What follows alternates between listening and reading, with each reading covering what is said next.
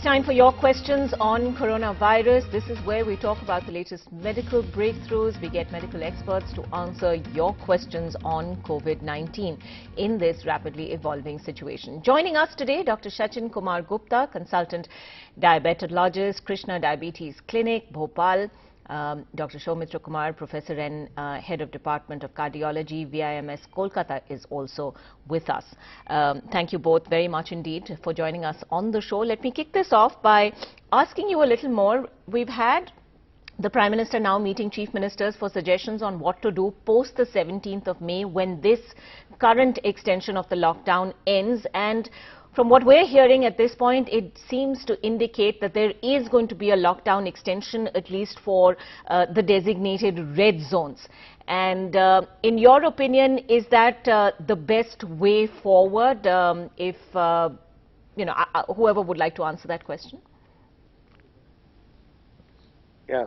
Can I take that? Yes, yeah. Certainly, Dr. Kumar. Go ahead. So it should be a very graduated easing of the lockdown that should take place. It's absolutely relevant that the lockdown should continue in the red zone because the numbers are increasing every day in terms of the total number of infected cases and the fatality as well.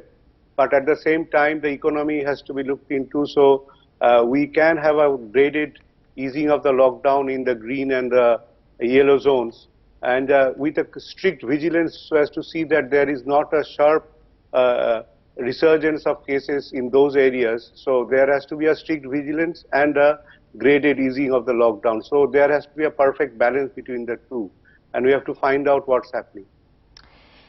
Dr. Gupta, given the fact that we are now going to be seeing trains, for instance, resuming from today, there'll be 30 trains to and from Delhi, so there will be more movement. There have been also all the special migrant trains or Shramik trains that have already crisscrossed the country. So given these developments, in your mind, what are the precautions that now need to be taken? Are we looking at a period where more public transport can gradually be eased, or is it still too early to do that?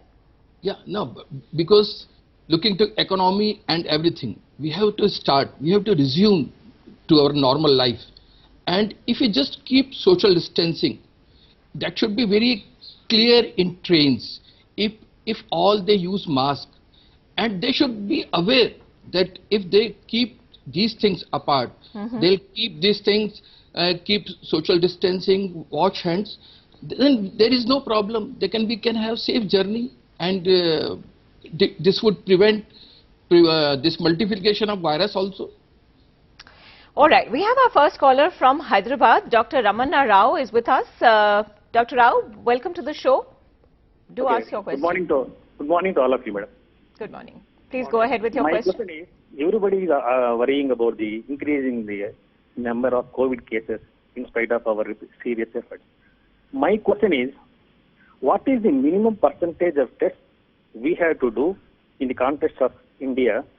We are having 1.3 billion. We can say so that we have done enough tests. I repeat. What is the minimum percentage we understood your question. Thank you, do? Dr. Rao. We've understood. Dr. Soumitra Kumar, he's asking, yes, we're hearing about states ramping up testing, but, when we have a population of 1.3 billion, how much testing is enough? Looking at our population, the more we do is better. I mean, I can't tell you in terms of percentages, but it has to be increased from the current level. The number of cases, the rise that you see in the number of cases apparently has been also due to the number of testings that we have been doing for the last 3 weeks or so. So, I mean, previously we are not doing adequate testing, and that number of testing still has to go up. Some figures say that if we are doing around 2 lakh testings every month, that should be somewhere close to reality. But in a country like this, and given its population density, the higher number of tests, the better. And I've heard that there is some rapid antigen testing that is also coming our way. So if that gets a clinical approval by the concerned authorities, that should go a longer way, because that is a much simpler test, gives the results very quickly, and even a person sitting at home can do it. So that should be a real boost also. All right, let's get a few more questions. Daya is calling us from Mumbai. Daya, go ahead with your question. Yeah, madam. Whether I have to give suggestion or you will give the suggestion? All right, certainly, go ahead. Yeah, this is regarding with the what the precautions should we take regarding in the lockdown or maybe in the COVID period, post-COVID period. So I don't understand. Hello. Yes, go Can ahead, you we hear can us? hear you. Yes. Yeah, I don't understand the modalities. Hello. Please go ahead, sir. Yeah, I don't understand the modalities of the government when there was a 500 cases. 500 cases in India, they have imposed lockdown. When there is a 5,000 cases, they have given the task of Thali Bajao, Ghanti Bajao. Then when there is a 10,000, then Atishbazi. All When right, there are so let 40,000, me, we're short on time, so let me summarize that for you. You're saying that when cases are increasing and we've already been in lockdown for 40 odd days, why is it that the government is now talking about easing restrictions? Am I right? whatever the government is doing, that has to be done in the first lockdown. So at least all the healthy people should migrate to their hometown. Now you are migrating those people who are... So you are already, crossed the timeline. Okay, so Daya has questions about the timeline. I mean, I don't think any of us are really equipped to answer that. These are questions, these are decisions that are taken in larger economic interest, taking the whole country into consideration. Perhaps, a government representative would be better placed to answer a question like that. I'm going to go on to our next question. Sudesh is with us from Navi Mumbai. Sudesh, go ahead. Yeah, good morning everybody. My question is that what is the impact of rain on coronavirus? Okay, so you're asking, for instance, once the monsoon is upon us, is it going to get aggravated necessarily? Is that your question? That's correct. Okay, all right. Dr. Soumitra Kumar, if you would like to answer that? Do we know at this point? Now, rain per se means two things. That is the cooling of the temperature and at the same time probably a rise in humidity. Now, you see, heat apparently has, we had thought that with the onset of summer, there would be lesser number of cases. It has not happened because pandemics are different from the seasonal outbreaks that we have. But definitely heat has one effect that whenever the virus is on a surface, say if the temperature is between 21 to 23 degrees centigrade, it can survive for 72 hours. But if the temperature rises to anything close to 35 degrees centigrade, it can barely survive beyond 60 minutes, I'm sorry. So, heat has some protective effect, although it has not been so profound in case of COVID. And another thing is the humidity. If the humidity rises, the droplets settle to the ground faster. Right. So there is less chance of infection. So we really have to see whether rain has some mixed kind of effect in terms of lowering of temperature and the rise of humidity. We really cannot predict at this point. Dr. Gupta, anything you would like to add to that? Yeah, because this is very new virus, and we know that this is corona, and the other virus, they also behave differently. So we have to wait for this monsoon to see how this behaves. Right. Although in some countries there where is high temperature, still there are this corona. So we just can't say. All right. I think it's wise to be at this point, circumspect, because there are so many aspects to COVID-19 that we don't know about at this point. Waqar is joining us from Shivpuri. Welcome to the show, Waqar. Go ahead with your question. Good morning, ma'am. I just need to ask one question to Dr. Soumitra Kumar. Okay, go ahead. What precautions should a HOCM patient, hyper-obstructive cardiomyopathy patient, should take in this pandemic from COVID-19? And what's the effect of fasting on immunity? Means, does fasting have any adverse effect on immunity? That's my question. The first question was regarding cardiomyopathy, hypertrophic obstructive cardiomyopathy. Am I right?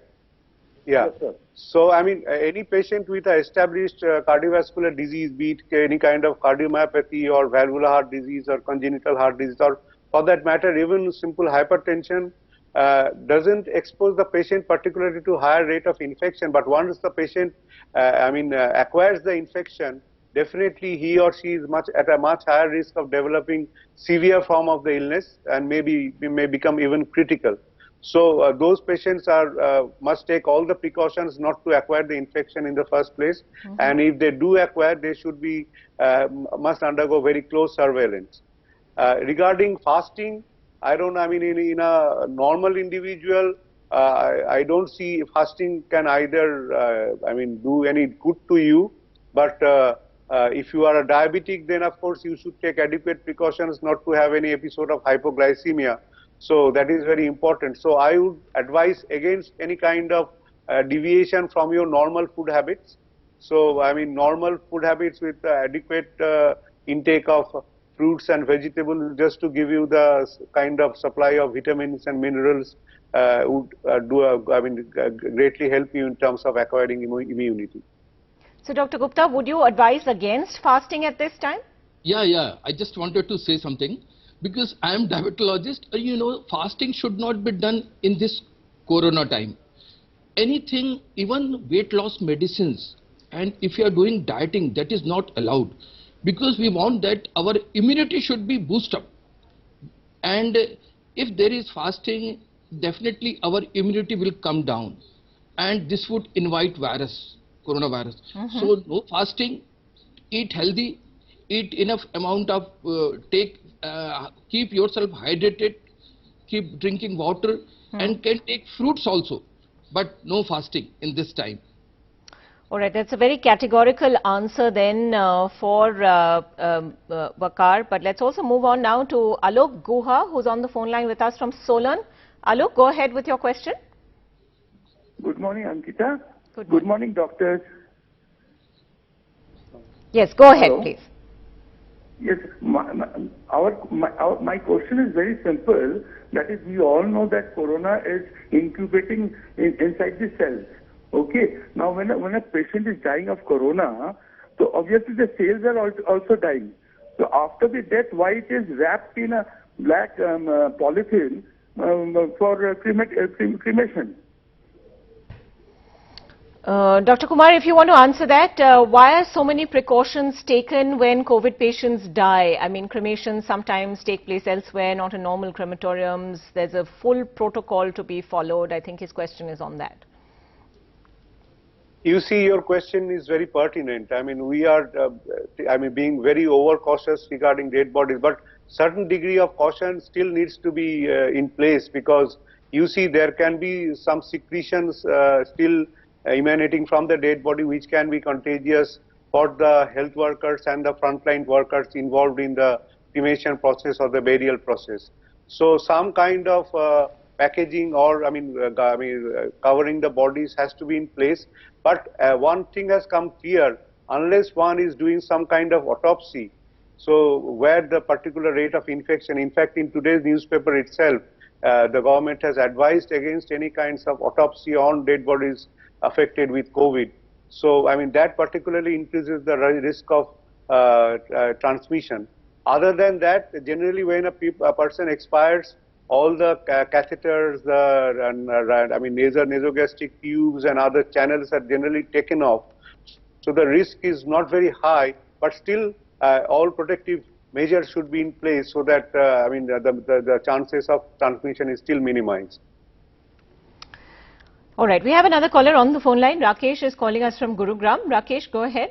Rakesh Chavda from Gurgaon. I want to know what is the Chinese people doing these days, not going to the hospital. They won't take in a day 3 times hot water, and they are cured. All right, you're saying China has been particularly successful in restricting new cases after it stamped out the original wave. I think if I understand correctly, your question is about whether hot water is effective. Well, drinking hot water, I imagine. Dr. Gupta, if you want to take that? Yeah. There are so many home remedies, and these are all presumptions because we do not know much. So even if you take hot water, sips of hot water, and because this enters through nasopharynx and droplets through mouth also. So if you take hot water, maybe some people are there advising some kadas and so many things, and avoiding all cold things, ice cream like other things. So there is no problem if you take hot water. Maybe something can work. All right, fair enough. One of our viewers has written in with a question, and I'm going to read this out for you. Azhar from Mumbai asks that he's having repeated throat infections in the course of this lockdown. And he's worried that, he hasn't been tested, but he's wondering whether this can be COVID-19 or not. But if he's had one throat infection, he feels he's recovered from it, but he's had it again. Dr. Kumar, if you'd like to sort of address this question. Yeah, I mean, 80% of the cases with COVID have mild symptoms. So, yeah, I mean, one really cannot say that none of these sore throats that our caller is having is not due to corona. It may not be all of these episodes, because it is unlikely that he will be having recurrent coronavirus infections. But since he is having the problem, our strong advice for him would be to have himself tested. All right. Azhar, we hope that answers your question. Shankar is with us on the phone line from Bengaluru now. Shankar, go ahead. Hi, I'm Shankar from Bangalore. So my question to the experts, right? So right now, a patient is like worried he might contract corona if he goes to a hospital. And also, the same way the hospitals is also worried that if they treat them, so there are chances that he might be able to contract the virus. So how do we go about the balance? Dr. Gupta, is visiting hospitals still a complete no-no, especially if you have some other symptoms or some other medical problem that needs treatment? Yeah, very important question. Because looking to this situation, government has approved telemedicine from this 25th March. So for small problems, minor problems, you can have telemedicine from by doctors. And you know that if you can avoid going to hospital, that is good. Because hospitals, you do not know how many patients there are, some of COVID patients, because 80% patient, they are asymptomatic. So you can't predict that you are going to a hospital and may catch the infection. So government has postponed all elective surgeries also. So better would be to have telemedicine for problems. And if you can avoid going to hospital, that is the best thing. Telemedicine is wonderful and can solve your problems also. Dr. Kumar, would you advocate telemedicine also? And, what about situations where telemedicine is just not enough? Yeah, I mean, the doctor and the team can decide which are the cases where the patient needs to be actually needs to have a actual physical examination or more tests. So, barring those cases, as Dr. Gupta said, I mean, telemedicine is very advisable, very much advisable under the circumstances. But at the same time, I would say that emergencies should never be ignored. A person having chest pain should not sit at home and waste valuable time, because that itself, if it is a heart attack, is going to kill the patient, or like other symptoms also, and cancer patients. I mean, a delay of a month or two for any cancer patient can be disastrous. Right. So patients afflicted with severe diseases should not, wait at home for the situation to subside, and they should avail of the hospital facilities. But people with relatively chronic diseases who are stable but need minor modifications of medicines or things that can be sorted out over telemedicine, they should resort to that. But Dr. Kumar, do you see this as a bit of a catch-22 situation, because people who are already immunocompromised and perhaps need medical help and intervention the most are also most at risk when they go to hospitals? Yeah, that's true. But as I said, as long as you take the precautions, both from the patient side and from the health worker side, they should be given the best of protection. But at the same time, as I said, if the disease, that is the non-COVID disease, requires immediate treatment and attention, that should not be neglected. We cannot have people dying from non-COVID diseases at the same time. So, I mean, right. all those patients also have to be given. Yes. People with chronic indeed. kidney disease requiring dialysis. Can you, advise them not to undergo dialysis at this point? They will die anyway if they don't get dialysis. Yes. All right. One last caller that we have time for. Priyam is with us, just joining us from Hyderabad. Priyam, go ahead.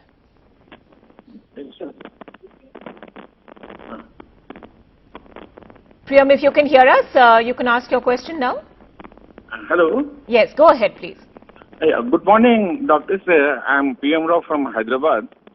Recently, I read one news item that Italians, by their testing, they found out that COVID-19 is not pneumonia, it is from thrombosis.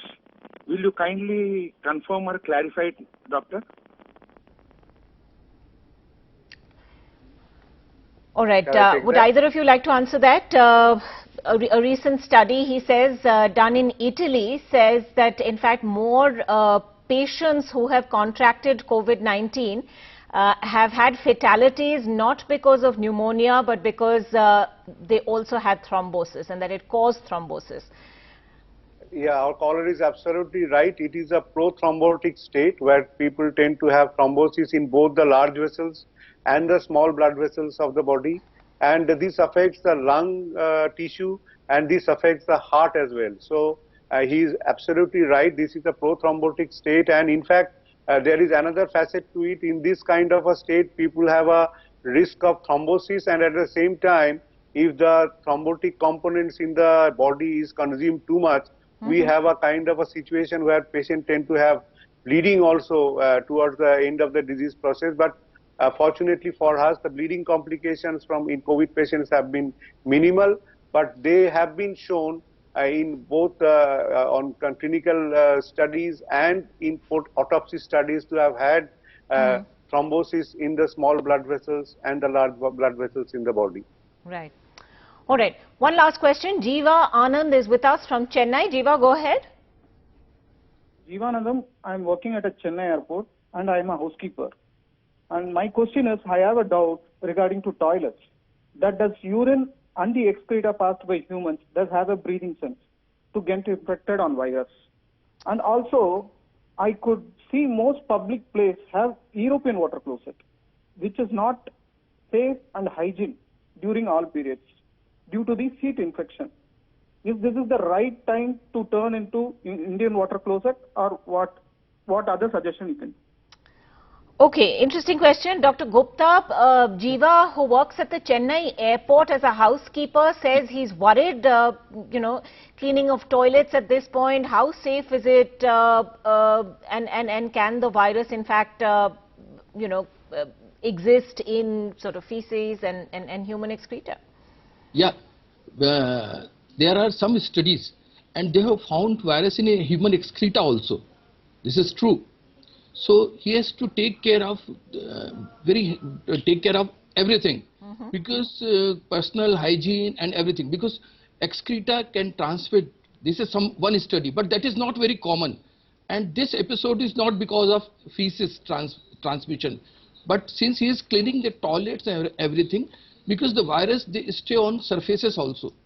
So he has to take very proper care and hygiene, observe hygiene so one should not get infection. Right. This is very important. All right. Quick last comments, Dr. Kumar. I do have to wrap up this show.